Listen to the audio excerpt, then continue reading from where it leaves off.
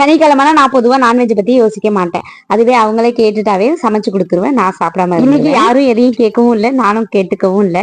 அப்படியே இன்னைக்கு காராக்கரணை இருந்துச்சு, பெரிய கரணை இருந்தது. அப்புறம் இந்த பச்சை அவரை இருந்தது, அதையும் போட்டு இன்னைக்கு புளிக்குழம்பு தான் வச்சிருந்தேன். இது வந்து காஞ்ச மொச்சக்கொட்டையா இருந்ததுன்னா நம்ம வந்து வறுத்துட்டு குக்கர்ல ஒரு 5-6 விசில் வைக்கணும். இது வந்து பச்சை மொச்சக்கொட்டைங்கிறதுனால நான் வந்து அப்படியே வதக்கி வச்சுட்டேன். இந்த பெரிய கரணையே நல்லா கட்டமா நைஸா அரிஞ்சிட்டு எண்ணெயில நல்லா மொறு மொறுன்னு வறுத்து எடுத்துக்கணும். நான் வந்து இதை வறுக்கிறதுக்கும் சரி குழம்பு வைக்கிறதுக்கும் சரி வேக வைக்கவே மாட்டேன்.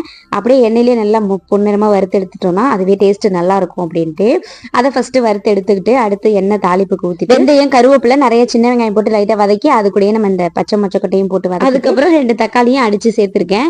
சேர்த்து நல்லா வதக்கி விட்டது. இதுக்கப்புறம் நம்ம புளிக்கரைச்சி ஊற்றி மஞ்சத்தூள் மிளகாத்தூள்லாம் போட்டு குழம்பு நல்லா கொதிக்க விடணும். இந்த குழம்பு கொஞ்சம் தேங்காய் அரைச்சி ஊற்றினா டேஸ்ட் நல்லா இருக்கும். 2 நாளா இப்போ ஆர்கானிக் அரிசியில இந்த தூய மல்லி இந்த அரிசி தான் இப்போ வாங்கிட்டு வந்தாங்க. 2 நாளா அவங்களுக்கு தான் தனியா வடிச்சிட்டு இருந்தேன். இன்னைக்கு எல்லாருக்கும் சேர்த்து வடிக்கலாமேன்னு வடிச்சிருந்தேன். டேஸ்ட் நல்லா தான் இருந்துச்சு. இது வந்து பார்க்கறதுக்கு ரேஷன் அரிசி மாதிரி தான் இருக்கும். சுகரே வராதான், இது சாப்பிட்டா அவ்வளோ நல்லதா. கண்டிப்பா வாங்கி ட்ரை பண்ணி பாருங்க. யாராவது ட்ரை பண்ணிருக்கீங்கன்னு கண்டிப்பா கமெண்ட்ல சொல்லுங்க. குழம்பு நல்லா கொதிச்சதுக்கு அப்புறம் இந்த வறுத்து வச்சிருக்க கிழங்கையும் சேர்த்துட்டு ஒரு 1/4 மூடி அளவுக்கு தேங்காய் அரைச்சி ஊற்றிருக்கேன். தேங்காய் ஊற்றி கொஞ்ச நேரம் நல்லா கொதிக்க வச்சு இறக்கிட்டோம்னா சூப்பரா இந்த மொச்சக்கொட்டை புளி குழம்பு நல்லா இருக்கும். ட்ரை பண்ணி பாருங்க. அப்படியே யார் யாருக்குள்ள இந்த குழம்பு பிடிக்குன்னு கண்டிப்பா கமெண்ட்ல சொல்லுங்க. பாப்பாவுக்கு இதே குழம்பு ஊற்றி சாதத்தை கிளறிட்டு அவளுக்கு ஒரு 1/2 ஆயில் ஊற்றி லஞ்ச் பேக் பண்ணி கொடுத்தாச்சு. ஓகே, பாய்.